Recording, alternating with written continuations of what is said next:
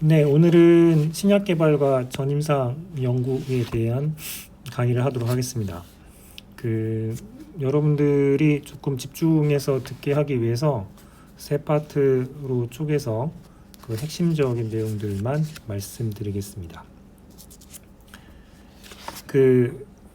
이 내용에서는 여러분들이 신약 개발 전 과정에서 어떤 요소들이 있는지 나열할 수 있으면 좋겠고, 그리고 그 과정에 그 첫 번째로 들어가는 전임상 시험이 무엇이 있는지, 그리고 이 전임상 시험이 끝마치고 나면 임상 시험 계획 승인 신청을 해야 됩니다.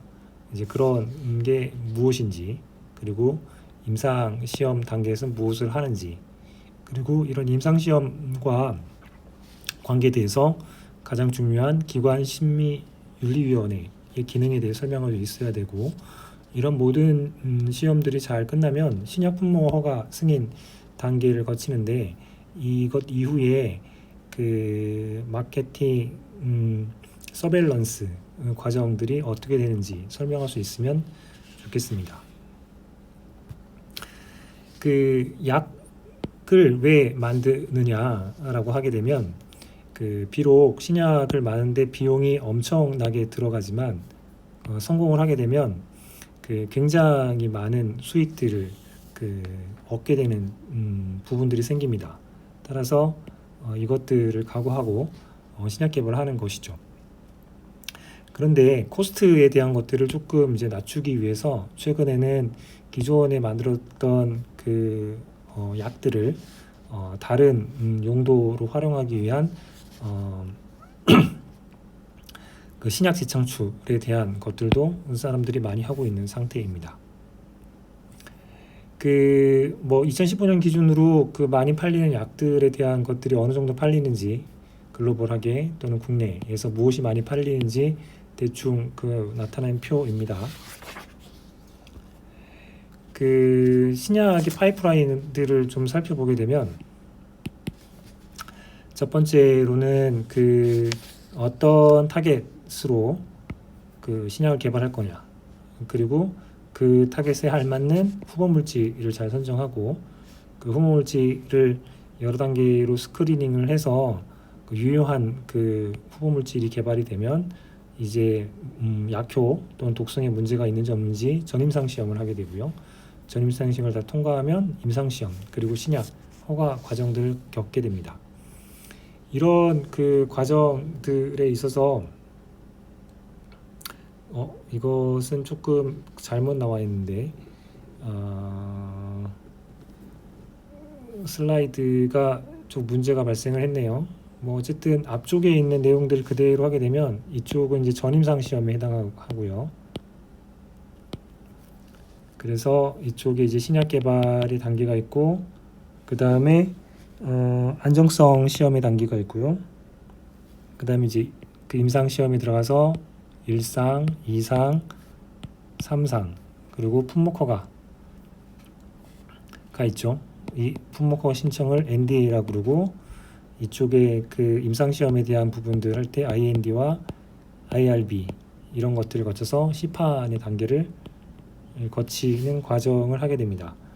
이런 과정에 있어서 대체로 걸리는 시간을 보게 되면, 선도물질을 발굴하는데 대체로 3.5년, 그 다음에 전임상 시험 연구를 하는데 평균적으로 1.5년, 그리고 임상 시험을 하는데 평균적으로 5년, 그리고 품목 허가 검토하는 과정에 평균적으로 2년 정도가 걸려서 토탈 한 12년 정도의 시간들이 걸리는 작업이라고 보시면 되겠습니다.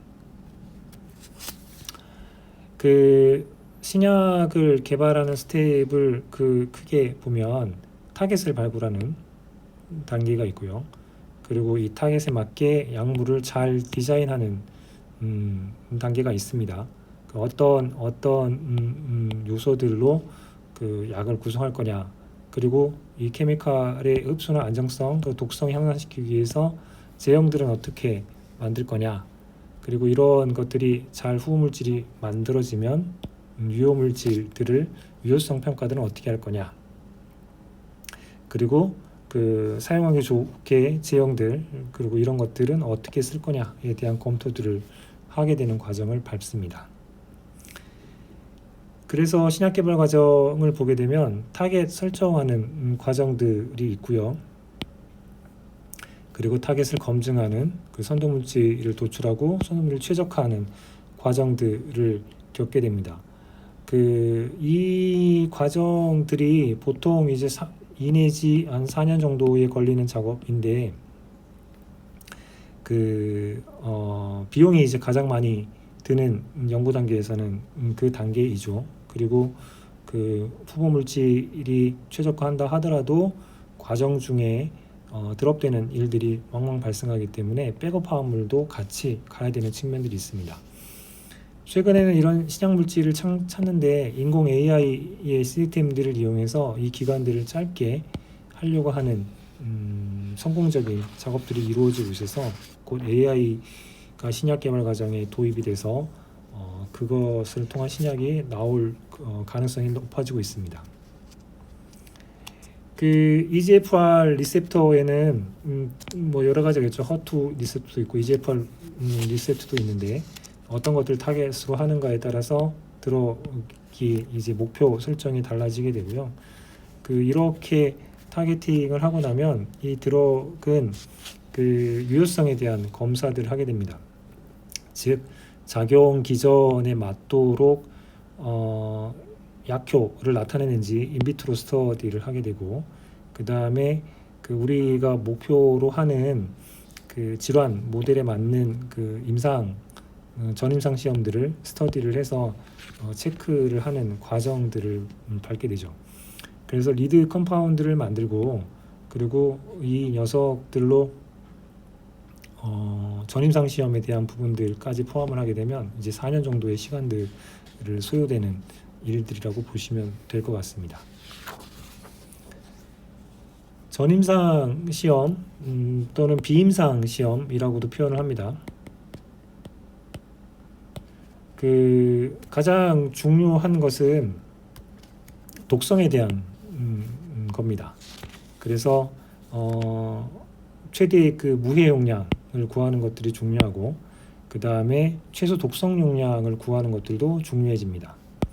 그때 이제 포함되는 것들이 레살 도수에 대한 개념들을 사용을 하게 되죠.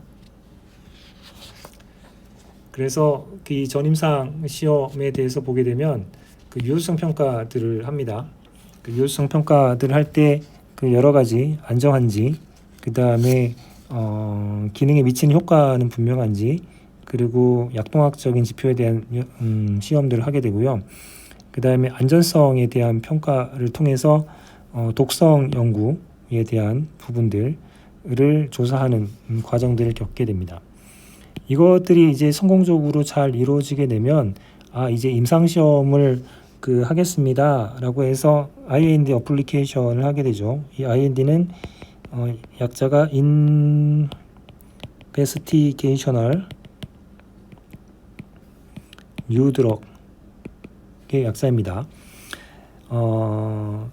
이것들이 이제 식약청에서 이제 심사를 통해서 허가가 이제 떨어지게 되면 임상 시험을 들어갈 수 있는 과정을 밟게 됩니다. 의약품을 약사법에 의해서 분류 체계를 보게 되면 새로운 약은 신약이고요. 그리고 신약은 비록 아니지만 새로운 현역 그리고 신약 재창출에 대한 과정들을 통해서 안정성 유효성 심사가 필요한 의약품을 자료제출 의약품이라고 부르고요.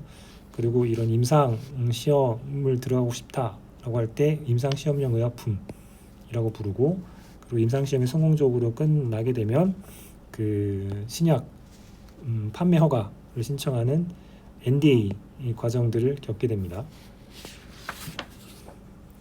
큰 승인 전차를 보게 되면 유효물질로 전임상 시험이 끝나면 IND 신청을 하게 되고요. 승인이 떨어지면 임상 시험을 하게 되고 임상 시험이 무사히 잘 마치면 NDA 신청을 하게 되고 이렇게 되면 시판의 과정을 겪게 되는 게 신약 개발 과정의 전체의 아웃라인이라고 보시면 될 것 같습니다. IND에는 그러면 어떤 내용들이 들어가느냐? 그 전임상 시험, 비임상 시험에 대한 성적, 그 뭐 약효에 대한 부분들, 그냥 독성에 대한 부분들이 들어가게 되고, 이 과정에서 약동학, 양력학, 그리고 그 안전성 또 유효성을 확보할 수 있는 용량에 대한 것들이 들어가게 됩니다. 동시에 그 임상시험에 대한 계획 같은 것을 제출하면서 그거에 대한 근거에 대한 목록들을 같이 내면 이 심사를 통해서 임상시험을 들어가도 됩니다 라고, 또는 이러이러한 부분들을 수정해야 됩니다 등등의 판정을 받게 됩니다.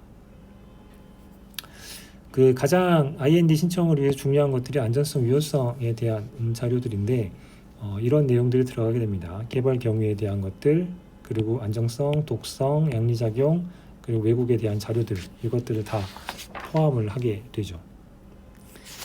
그 첫 번째로 그 있는 것들은 유효 성분에 대한 것들을 잘 해서 MOA에 맞도록 그 설정을 하는 게 필요하게 됩니다. 그리고 생물학적 성질에 대한 것들, 그리고 이것들이 잘 만들어지기 위한 품질 규격들, 이것들을 설정을 해서 제출을 하게 되고요. 그리고 안정성에 대한 것들을 보기 위해서 유효기간 설정을 위한 시험들을 하게 되죠. 그리고 장기 보존에 대한 시험들만 인정을 하고 있기 때문에 거기에 대한 조건들에 대해서 어느 정도까지 문제 없이 그 보관할 수 있는가에 따라서 그걸 기준으로 유효기간을 그 허가해 주는 부분들이 됩니다. 그 실제로 유효 성분이 95%에서 105% 정도에 대한 부분들이 벗어나지 않도록 이 보관 기간 동안에 계속 모니터링 작업들을 하게 됩니다. 또 다른 쪽으로는 과학 조건 하에서는 어떻게 되는지, 그리고 저장 조건을 벗어난 상황에서는 어느 정도까지 그 문제 없이 할 수 있는지에 대한 시험들도 같이 실시하도록 되어 있습니다. 독성 시험 같은 경우에는 그 2003년 이후로 그 반드시 임상시험 관리 기준에 의한 그 GLP, Good Laboratory Practice라고 하는 그 기관에서만 그 시험하는 것들을 인정하도록 조건들이 바뀌어 있는 상태입니다. 그 따라서 이러한 독성 시험의 주동 목표들은 안전한 투여 용량을 확보하는 것들이 가장 중요하고요. 2003년부터는 비임상 시험 관리 기준, Good Laboratory Practice라고 하는 그 GLP 지정기관에서만 시험을 해야지만 됩니다. 그리고 이렇게 시험 기준들을 설정하는 것들은 신뢰성들을 확보하기 위한 거고요. 그리고 이 GLP 기관에서 시험하는 그 시험 항목과 종류들, 그리고 기관, 이런 것들은 식약청에서 잘 안내를 하고 있습니다. 그 안정성 평가 시험 그 연구소가 이제 그것들을 대행해 주기도 하고요. 그 이것들에 대한 그 시험에 대한 부분들이 종류들이 있고 각각 확인해 볼 수 있습니다. 전임상 시험에서를 보시게 되면 최소한 두 가지 루트의 두 가지 그 종에서의 급성 독성에 대한 자료들이 있고, 그 다음에 아급성 세 가지 용량으로 두 가지 이상의 동물종에서 2주 이상 부분들이 있고요. 그리고 그 만성 독성에서 6개월 이상 독성 시험하는 부분들이 있고, 그리고 설치류나 토끼들을 이용을 해서 그 최기형성, 즉 기형이라든가 그리고 번식에 문제가 있는지, 그 다음에 바람에 대한 문제가 있는지, 이런 부분들에 대한 조사들을 쭉 하도록 되어 있습니다.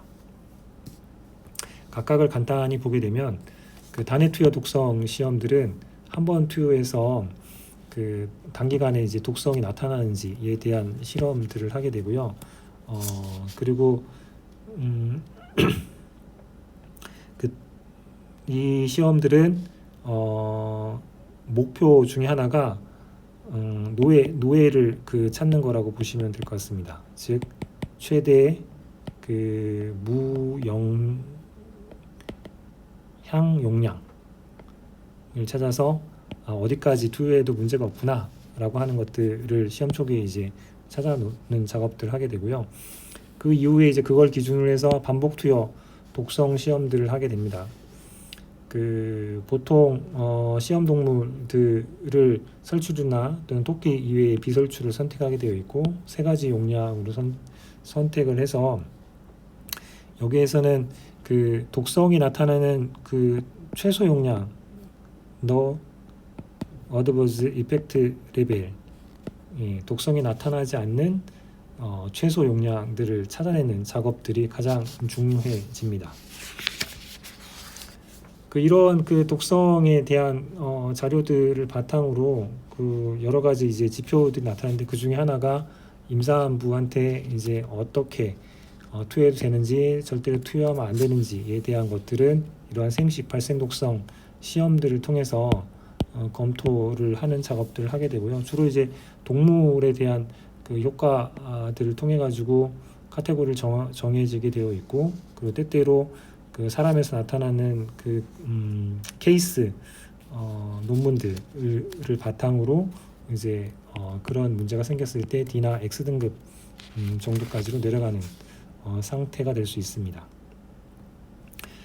그리고 그 2세한테 유전을 하는지에 대한 시험 방법들이 존재를 하게 되고요.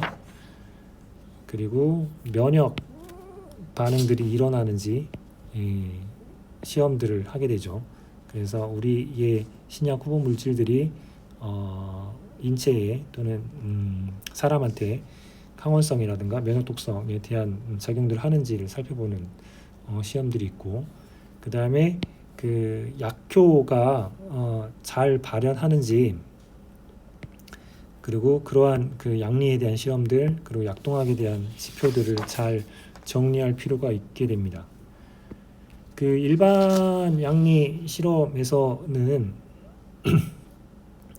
그 의약품이 이제 신체 각 부위에 이제 어떻게 영향하는지에 대한 시험들을 하게 되는데, 기본적으로 중추신경계, 자율신경호흡기계, 순환기계, 소화기계에 대한 것들을 그 모두 다 이제 모니터링 하도록 되어 있습니다.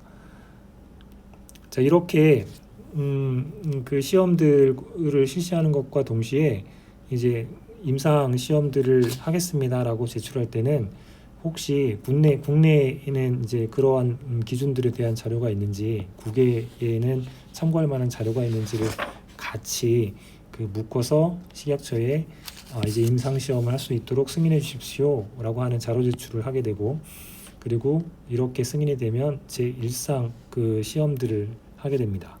그리고 일상 시험이 끝나면 이제 이 계획서를 같이 보고하면서 이상 시험 실시에 대한 승인 작업들을 하는 과정으로 임상 시험들을 들어가게 됩니다. 미국에서는 이제 FDA가 그 역할을 담당하고 있고요. 한국에서는 식약처가 이제 그 역할을 담당하고 있죠. 식약처의 자세한 부서들을 보게 되면 의약품안전국의 의약품심사부에서 이제 그 역할들을 맡고 있다고 보시면 될 것 같습니다. 자, 이렇게 IND 그 작업을 해서 그 효과적으로 임상 시험 단계에 들어가게 되면 임상 시험은 세 가지 크게 나눕니다. 1상 임상 시험, 2상 임상 시험, 3상 임상 시험.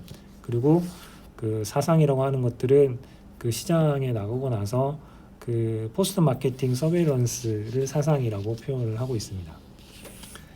1상은 그 비임상 시험을 통해서 거친 신약이 그 사람한테 투여해도 안전한가에 대해서 무독성량에 대해서 그 약동학 지표들을 측정하는 단계이고요.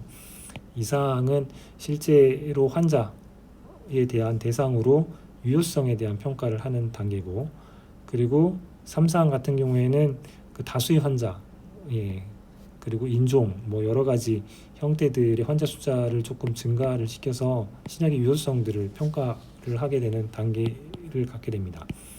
이 과정을 거쳐서 이제 NDA 신약 그 품목 허가에 대한 신청들을 하고 나서 승인을 받게 되면 그 마켓에 나가게 되고, 그 포스트 마케팅 서베일런스 과정으로 시판 후에 최소한 이제 5년 정도 그 서베일런스를 하게 되죠. 더 이제 많은 사람들이 불특정 다수가 사용을 하는 과정에 있기 때문에 그 과정에서 특별한 문제가 없는지, 약물 이상 반응에 대한 보고는 없는지 이런 것들을 살피는 과정들을 겪게 되는 게 그 약의 생태계라고 생활사라고 보시면 될 것 같습니다. 자, 이렇게 이제 그 IND가 돼서 임상 시험들을 하게 되면 디자인들을 요구할 때 그 더블 블라인드 디자인들 하는 게 이제 그 기본적인 거죠. RCT라고 해서요. 그래서 요 과정들로 되어 있는 시험에 대한 부분들이 굉장히 좋은 근거 자료로 사용할 수 있게 되고, 그런 걸 할 때 플라시보와 포지티브 컨트롤들을 어떻게 두는가에 대한 것들이 가장 중요해지게 됩니다. 그리고 이런 그 일상 시험들을 할 때 왕왕 그 임상시험 대상자를 모집하는 경우가 있죠. 그래서 이런 식으로 모집을 하고 그 문제가 없는 상태로 이제 컨트롤하기 위해서 또는 환자에 대한 부분들을 모집을 해서 1, 2상에 대한 것들이 진행이 되기도 합니다. 전체적으로 보게 되면 그 IND Investigational New Drug의 약자로 보시면 되고요. 그리고 이것들이 이제 임상시험 들어가기 전에 기관 그 윤리심의위원회라고 하는 인스티튜셔널 리뷰 보드라고 하는 것들의 평가를 받아서 사람에 적용이 되는지에 대한 부분들이 있고, 이제 그렇게 되면 그 페이지 1에서 정상인을 대상으로 약동학 지표에 대한 부분들을 조사를 하는, 그리고 페이지 2에서는 소수의 환자들을 대상으로 유효성을 조사를 하는 과정들을 걷게 되고, 그 다음에 조금 더 많은 숫자의 환자들을 대상으로 그 유효성들을 확인하는 과정들을 페이지 3라고 합니다. 그리고 이러한 과정들이 잘 효과적으로 그 성공적인 자료를 마련하게 되면 뉴드럭 어플리케이션을 해서 품목허가 승인을 받게 되고, 품목허가가 떨어지고 난 다음에 마켓에 나가면 포스트 마케팅 서베일런스라고 하는 PMS라고 하는 페이지 4상의 과정을 거쳐서 계속 써도 되는지 또는 위드드로 해야 되는지에 대한 평가 작업들을 하게 합니다. 그 신약이라고 하는 과정들이 이렇게 전임상 시험, 1상, 2상, 3상 시험, 그리고 그 NDA 과정, 그리고 PMS 이런 것들을 다 포함하면 이 정도의 기간이 걸리는 고난한 작업들입니다. 이것들이 조금 그 줄 수 있는 것들은 제네릭 의약품이라고 해서 기존의 그 의약품하고 비슷하게 만들어서 이러한 전임상 시험 1상까지를 뛰어넘는 과정을 통해서 이렇게 하는 과정으로 그 신약 개발을 줄이려고 하는 노력들이 있고요. 또 한 가지들은 그 신약 개발에 대한 것들을 신속 심사라든가 그 면제 같은 것들을 통해서 그 주로 희귀 의약품 같은 거, 그리고 소아 의약품 같은 경우에는 이제 신속 심사에 대한 부분들이 진행이 되기도 하고, 가장 최근에 그런 과정들을 겪어서 효과적으로 나온 게 이제 코비드 백신인 거죠. 코비드 백신이 나오고 나서 성공적으로 서베일런스까지가 잘 진행되면서 이제는 신속 그 심사가 유노말로 이제 채택될 가능성으로 바뀌고 있는 상태에 있다고 보시면 될 것 같습니다. 그럼 쉬었다가 두 번째 강의를 시작하도록 하겠습니다.